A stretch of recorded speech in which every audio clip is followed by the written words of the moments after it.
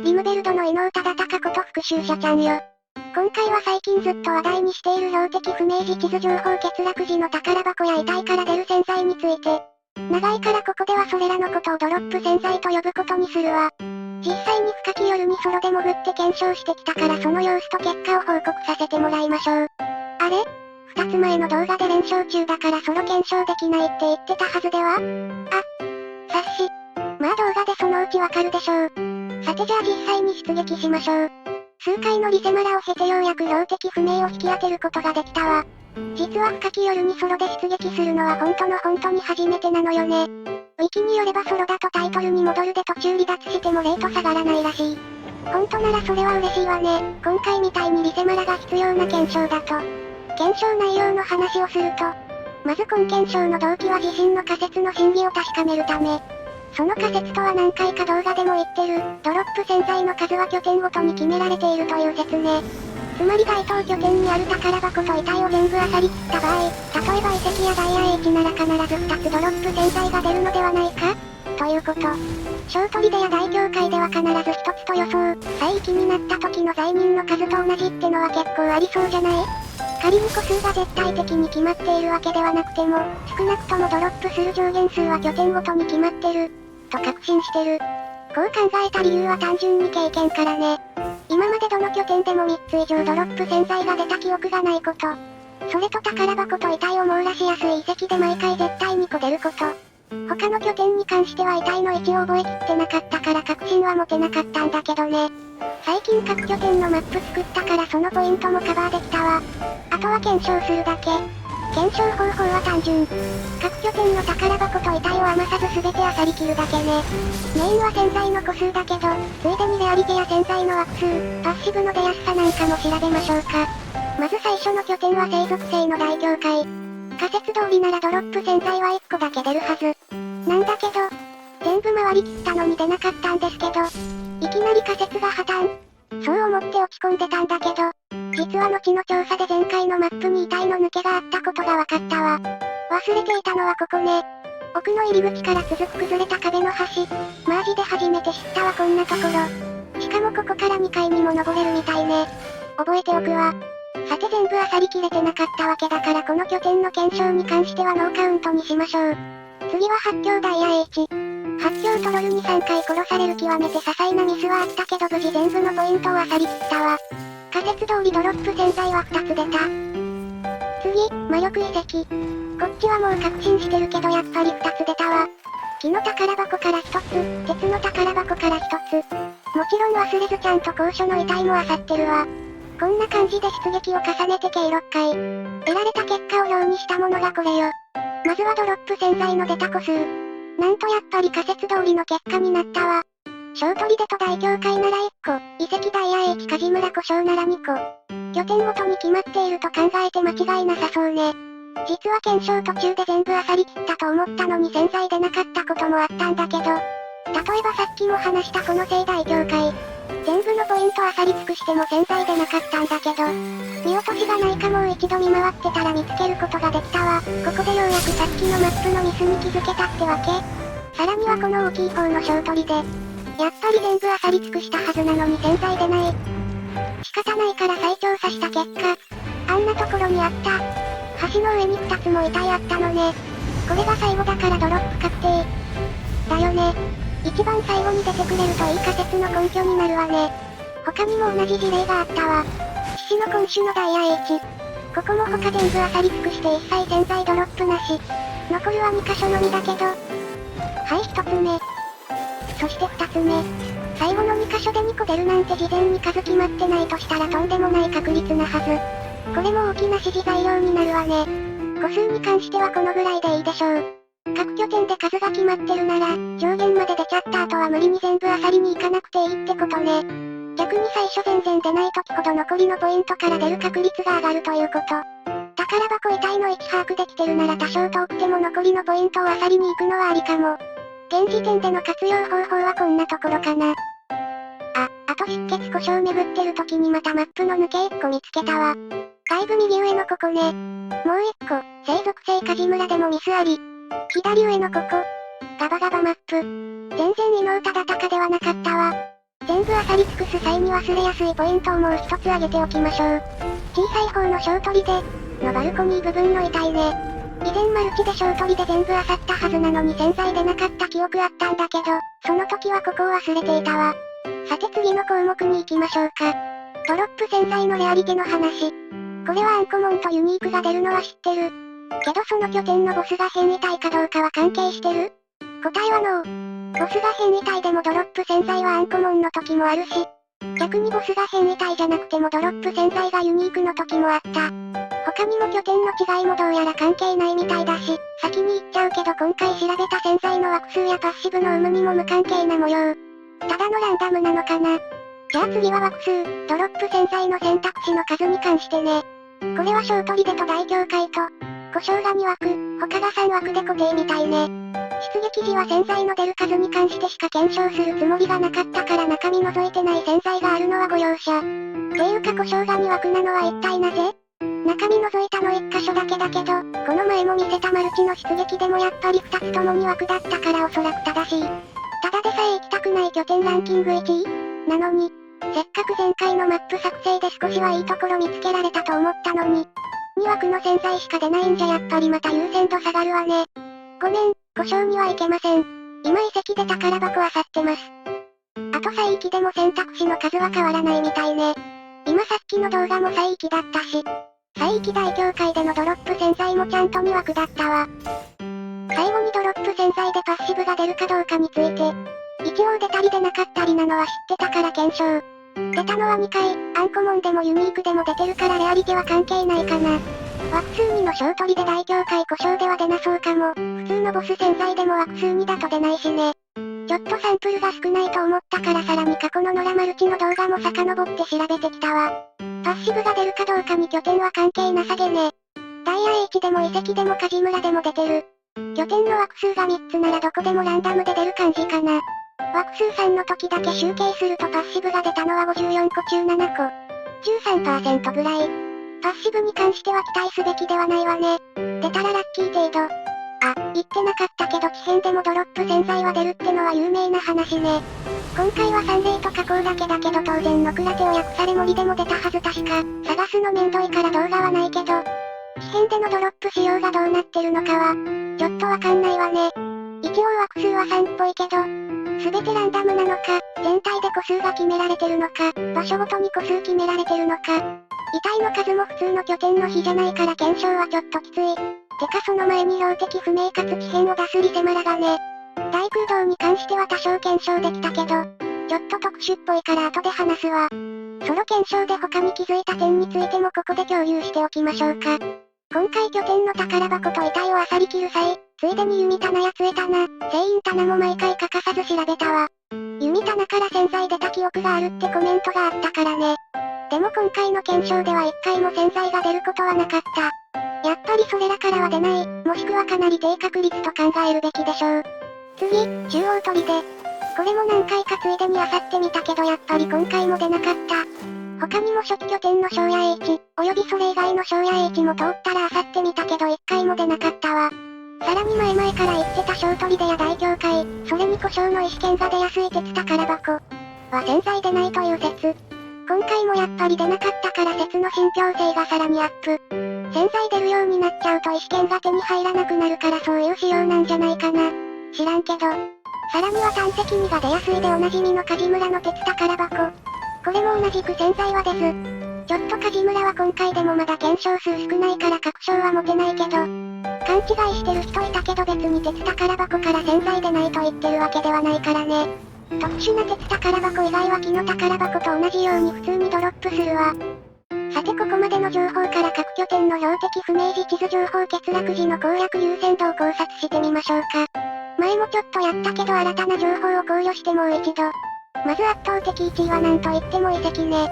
ポイントが固まっている上に雑魚的にも絡まれにくい、属性ごとの配置も2パターンだけで覚えやすい。他より頭2つ3つは抜けて優秀ね。次に来るのはダイヤ H かな。天幕、後輩、櫓で3パターンあるけど、配置はそこまで大きくは違わない。共通ポイントを適当に漁るだけでも確率的に大体1つは洗剤出るでしょう。しっかり配置を覚えて毎回2つ漁るのも悪くはない。どのポイントでもほぼ雑魚との戦闘が必須なのがマイナスだけどね。遺跡が神すぎるだけだから。他の拠点は、ごめんランク付けするとか言ったけど難しいかも。状況と属性によって違いすぎるし。強いて言うなら小さい方の小砦はおすすめ。拠点自体が小さくてどのアサリポイントも離れてない。選択肢は2枠だけど攻略した時は確実に全部漁って潜在いただきたいわね。梶村は属性と形状ごとに配置が違いすぎるのが大変。仮に全部覚えたとしても雑魚が絡まないパターンが少ないし、散在してる上に高低差があるから全部回るのは現実的じゃないパターンもある。マップ覚えた前提でもダイヤ H よりは下ね。雑魚も基本的に強めだし、砦タイプは特に。故障は、なんで2枠なん本当に。アサリポイントの多さも拠点での個数が事前に決まってることが分かった今となってはむしろデメリットですらある。いやまあもちろん潜在が出なくとも宝箱や遺体からはアンコモン武器出るし、ポイントが多いのは一概に悪くはないんだけどね。全回収しやすさは梶村の悪いパターンよりはマシだし、マップ覚えてさえいればそこそこ悪くないかなと思ってたのに。選択肢に枠なせいで全てをじゃんね。本当に理由がわからない。さて通常のリムベルドに関してはここら辺にしておきましょう。次は大空洞でのドロップ潜在について。リセマラが厳しいから検証は難しいのかなと思ってたけど、結果2回も出てくれたからある程度は調べることができたわ。まず初期拠点。南スタートでの木箱、北東スタートでの遺体。すべて漁ったけど潜在は出なかった。やっぱり大空洞でも初期拠点で出ないのは同じっぽい。次、大教会。まず北東の方。よしちゃんと潜在は出るみたいね。枠数は通常の大教会と違ってちゃんと3あるみたい。まあここのボスもそうだし当然か。一周して大体漁ったけど出たのは1箇所だけ。でも配置網羅してるわけではないから抜けがある可能性は大だけどね。次に南側の大教会。こっちもちゃんとドロップ。さらに2箇所目も出たわ。中身はやはり3枠。大教会だけど2個出るのね。まあ通常のやつより規模大きめだしね。でもここはさらに地上だけじゃなく地下があったわね。同じ出撃ではいけなかったから2回目の出撃。今回は地上は1箇所しかまだ出てない。正面の階段から地下へ侵入。地下でもちゃんと潜在ドロップ。そして地下だけで2つ目も出たわ。1つの拠点として3つ目が出るのは初めてのパターンね。ただ地上と地下は別拠点扱いになってる可能性もある。それぞれボスがいるしね。数と位置を把握できてないから個数を特定できない。こんなんだったら事前に大空洞も宝箱遺体マップ作っておくんだったわ。さて次は北西の遺跡の上層部。ここは通常時でも潜在ドロップする鉄宝箱があるからややこしいけど、木の宝箱から潜在が出たわ。これは標的不明時じゃないと出ないやつね。枠はちゃんと3つ。これはもともと潜在ドロップするランダム出現の鉄宝箱ね。選択肢にタリスマンがあることからも間違いない。一番奥のこの鉄宝箱は普段は潜在出ないやつ。だけど出たわね。潜在はおそらく2個出るのでしょう。遺跡だし。ただしこの遺跡も上層と下層で大きく分かれててボスもそれぞれ別。今回は時間的に行けなかったけど、さっきの大教会のパターンなら下層部も別枠で潜在ドロップするかもね。さて次は地下砦。ここは普段での中央砦と同じでドロップ潜在は出ない。ってのが経験に基づく私の説。それを証明するためにできる限り漁り尽くしましょうか。今回は西の地下砦。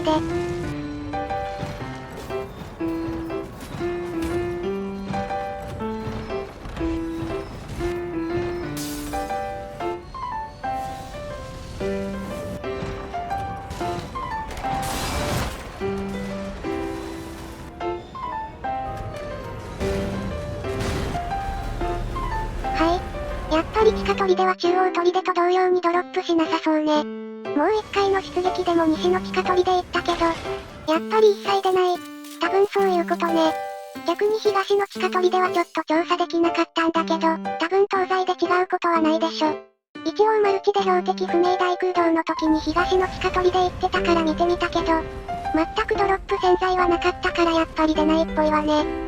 さてこうなると大空洞でも拠点の攻略優先度考えた方がいいかも。今今までなら2日目地下砦でほぼ確定だったけど、ドロップ洗剤拾える他の拠点も、ありなのか？地下砦は洗剤持ちが固まってるけど中央砦と同様に基本2枠だからね。一方でさっき見たように各拠点のドロップ洗剤は大空洞ならおそらく全て3枠。南東下層の遺跡とか言ってないけど多分3枠でしょ、遺跡なんだし。ついでに再域巡りとかもできるしね。でもそれならやっぱ宝箱遺体マップ作らないといけないか。はぁ、仕方ない。というわけで調べてきました。調査したのは4つ。北東大教会、南大教会、北西遺跡、南東遺跡ね。また一つずつ見ていきましょう。まず北東大教会。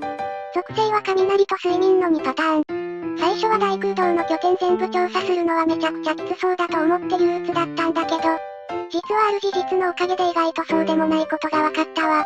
その事実とは、大空洞拠点の宝箱遺体の配置は属性に関わらずほぼ同じ、ということ。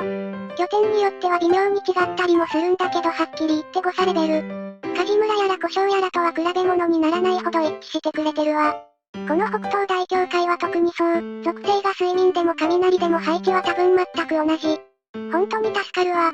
一つ問題なのはこっちの離れた島。ここは大教会に含まれないともともと思ってたんだけど、調査した結果多分含まれてそうな気がする。宝箱の中身がちゃんとその時の拠点の属性のものなのよね。おそらくここも大教会の一部だからこっちからも洗剤ドロップしそうな予感。そもそもボス自体の位置がここだからそんなに違和感はないかな。でもここのミランダフラワーは大量魔力弾飛ばしてきてちょっと行くのは危険度高いけどね。その他の位置に関しては、割と全体的にある感じかな。右上に多少固まってるけどここはすぐ横にザリガニがいる。戦闘は避けられないから漁るならザリガニも倒してそっちの洗剤もいただきましょう。次、南の大教会。属性は霊気火星。ここは前述の通り広めの地下があるのが特徴ね。なかなか行くことがないから構造知らない人の方が多いまでありそう。ここも地上部の配置に関してはさっきの北東大教会とそんなに変わらない。忘れやすいのはこの柱の裏の遺体。覚えておくといいのは2階の左側には遺体がないってこと、ぐらいかな。ただし大教会の構造部の外、地下への階段の隣にも遺体が一つずつあることもお忘れなく。そしてここは属性によって多少配置に違いがあるわ。霊気属性なら入り口正面の墓地に遺体3つ。聖属性なら穴から入った地下の部屋の中央に遺体がたくさん。あと隣の部屋の中央にも追加。と言っても後者は分かりやすいし見逃すことはほぼないだろうから、もし覚えるなら霊気属性の時は大教会の前に3つ、これだけでいいでしょう。